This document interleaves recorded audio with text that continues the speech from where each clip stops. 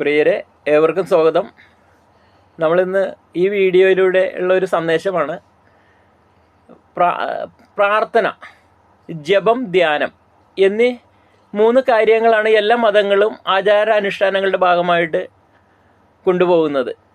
അപ്പോൾ നമുക്ക് പ്രശസ്ത സൈക്കോളജിസ്റ്റ് ഡോക്ടർ ജോർജ് മാത്യുവിൻ്റെ ഒരു സംഭാഷണത്തിൽ നിന്നാണ് ഞാൻ ഈ വീഡിയോ ചെയ്യുന്നത്.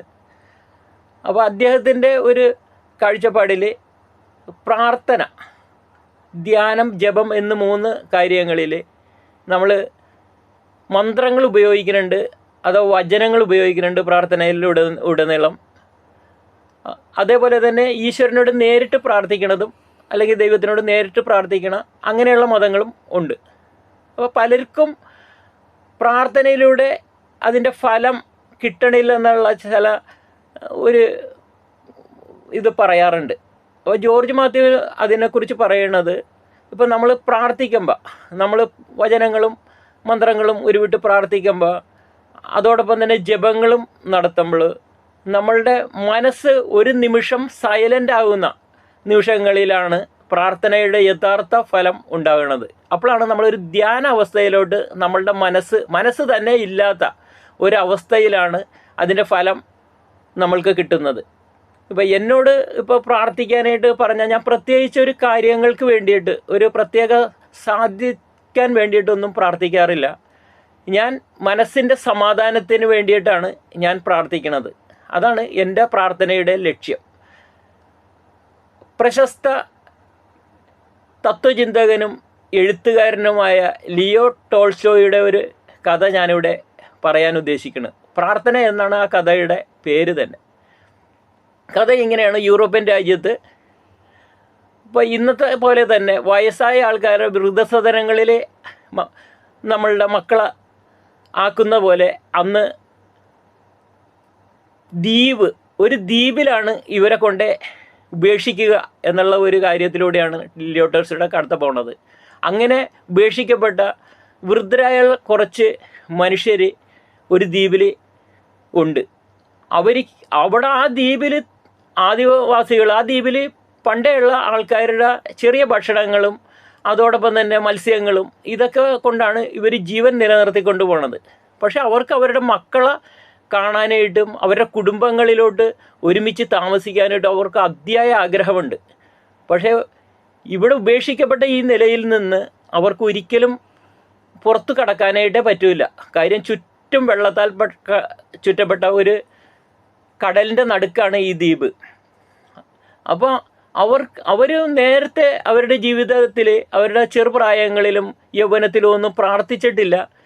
അപ്പോൾ പ്രാർത്ഥിച്ചാൽ ഫലമുണ്ടാവുമെന്ന് ജനങ്ങൾ പറയണത് അവർ കേട്ടിട്ടുണ്ട്. ഇവരാരും തന്നെ പ്രാർത്ഥനയിലൂടെയല്ല മുന്നോട്ട് പോയത്. അവരുടെ തൊഴിലിൻ്റെ ഭാഗമായിട്ട് മുന്നോട്ട് പോയിക്കൊണ്ടിരിക്കുമ്പോൾ പ്രാർത്ഥിക്കാൻ അവർക്ക് നേരം കിട്ടിയില്ല. പക്ഷെ പ്രാർത്ഥിച്ചാൽ ഫലമുണ്ടാവുമെന്ന് ജനങ്ങൾ പറയണത്, അവരുടെ സുഹൃത്തുക്കളൊക്കെ പറയണത് അവർ കേട്ടിട്ടുണ്ട്. അപ്പോൾ എങ്ങനെ പ്രാർത്ഥിക്കണം എന്ന് അവർക്ക് അറിയില്ല.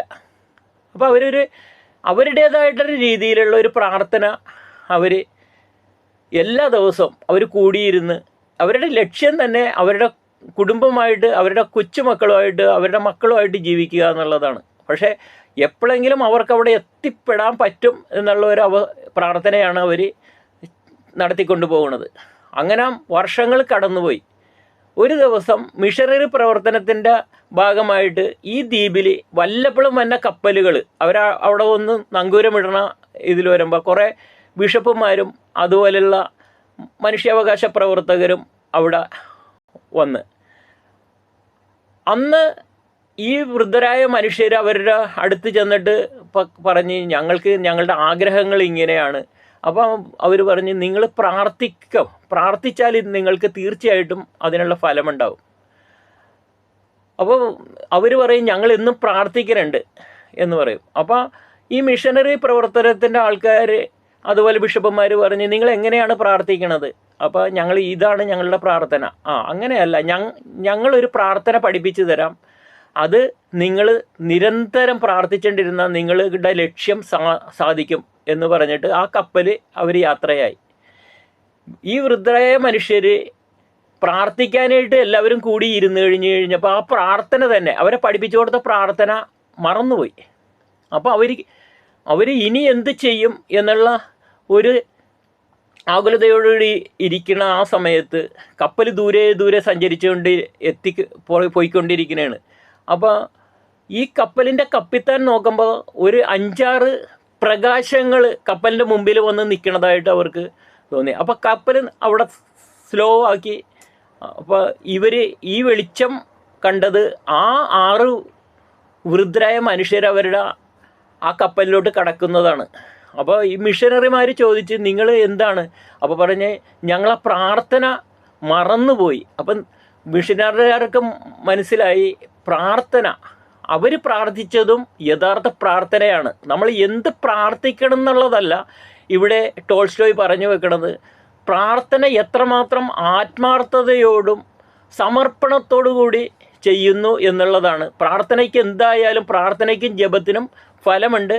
അപ്പം നമ്മളുടെ അതിലുള്ള ആ പ്രയത്നം പോലെ ഇരിക്കും.